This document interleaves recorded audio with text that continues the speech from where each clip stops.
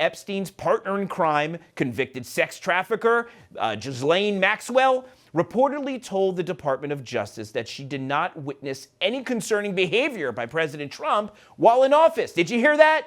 No bad behavior by President Trump while in her presence. The statement came during a 9-hour interview with Deputy Attorney General Todd Blanche, who previously served as Trump's defense attorney. The Trump administration is now reportedly considering releasing transcripts and potentially audio of the interview, possibly as soon as this week. This is a big deal, guys. We got a lot of people claiming Trump had something to do, but he didn't have anything to do with this, and we're going to find out truth very soon.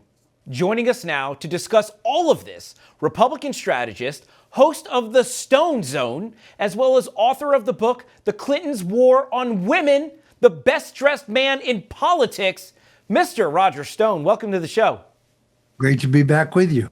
It is an honor having you here. We're going to cover a few different things tonight. Obviously, we're going to talk about Obamagate, but I want to talk about the biggest thing to drop, and yesterday we were talking about this on the show.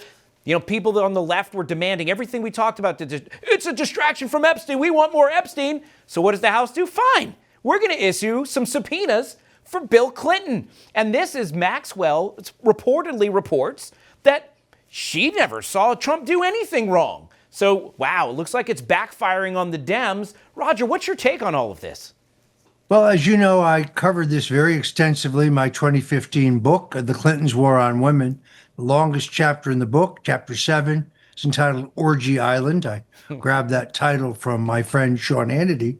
I've read all of the testimony in the cases by the Epstein victims who did not settle and continued to sue Jeffrey Epstein. I had the little black book, his telephone book, and the FAA passenger manifests for his plane, the Lolita Express. All of that is in my book. That Donald Trump and Epstein had a relationship is commonly known, but the truth is Donald Trump cut him off in 2005. That was prior to his being exposed as a pedophile, prior to his being charged in Florida with sex crimes, whereas Bill and Hillary Clinton accepted $25,000 from him after he'd been charged, but before he had pled to a slap on the wrist, and went on to take millions of dollars for him for the Clinton Global Initiative. So I think the Democrats are going to be sorry that they opened this can of worms. What they're going to learn at the end of the day is that those political figures who went to Epstein's Island and partied with underage girls are virtually all Democrats. U.S. Senate Majority Leader George Mitchell, former New Mexico Governor Bill Richardson, Bill Gates, a major donor to the Democrat Party. But Donald Trump has nothing whatsoever to hide or anything to fear. This is a massive smear, and really, I think, an attempt to distract from any discussion for the fact that in the month of June, for the first time in 15 years, the United States government actually ran a surplus, thanks to the economic policies of Donald J. Trump.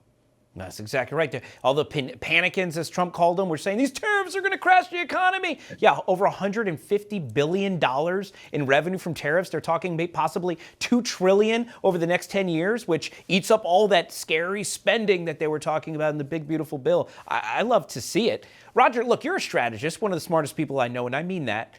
Do you think maybe Trump was playing chess here with this Epstein stuff? So that's all the stuff we have, knowing that the left would demand we release stuff, and next thing you know, everything that they're demanding gets released, only backfires on them. Are we being that strategic here, or is this just dumb luck for us? Well, I think he was thinking strategically, but I now understand what he meant when he said this is a hoax.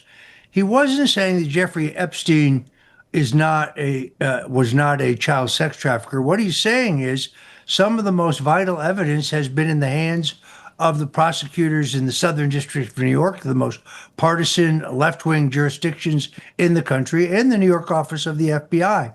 And therefore, there's a reasonable probability that this evidence has been salted with fraudulent claims against the president. For example, the birthday card that the Wall Street Journal produced. Now, who types out a birthday card and signs it?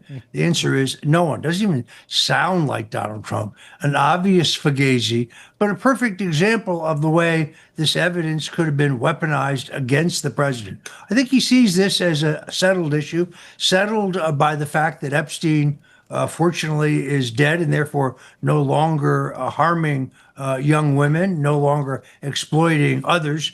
I favor full disclosure of all the information. I think the stuff that's already in the public record, where we have redactions, those redactions, with the exception of the names of victims, should be removed. I'd like to see it all. I think the president has now called for seeing it all. Let me point out, it was the Trump administration that prosecuted Jeffrey Epstein in 2019 for child sex trafficking and conspiracy to engage in child sex trafficking. And it is the Trump administration that has moved in federal court in both Florida and New York to unseal all of the grand jury testimony in those cases. So who's for full disclosure? The Democrats are going to be very sorry when all this information ultimately becomes public.